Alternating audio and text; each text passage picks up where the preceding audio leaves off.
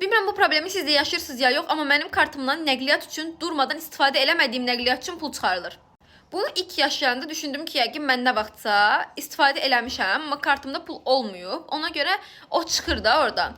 Amma 2 gündür deyəsən, mən evdə oturduğum yerdə kartıma bildirim gəlir ki, sizdən pul çıxarıldı nəqliyyat istifadəsinə görə. Baxın, bugün səhər avtobusa minmək üçün avtobus dayanacağında gözləyirəm.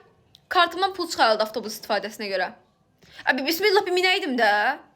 Sonra dedim ki, bəlkə gec gəlir də. Məsələn, mən istifadə edirəm, bildirimi nə bilim 1 saat, 2 saat sonra düşür.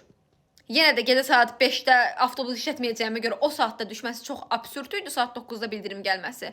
Amma dedim, yaxşıdır Ülker, bəlkə elədi. Bugün kartımı vuranda diqqət elədim ki, onun bildirimi mənə nə vaxt gəlir. O dəqiqə kartınızdan bu pul çıxırılır. Maksimum 2-3 dəqiqə içərisində sənin təzədən bildirim gəlir ki, kartından pul çıxarıldı. Dedim, əla. Dedim, yəqin yenə eyni şeydir də. Mən nə vaxt istifadə eləmişəm, unutmuşam, onu çıxardırlar. Universitetdən evə qaydanda mindim 67-yə. 67-də kartı vurdum, kartdan pul çıxdı. Yoxladım kartdan pul çıxıb bildirim gəlməsini. O gün vurduğum 2 gedişində bildirimi və kartdan çıxarılması mənə gəlmişdi.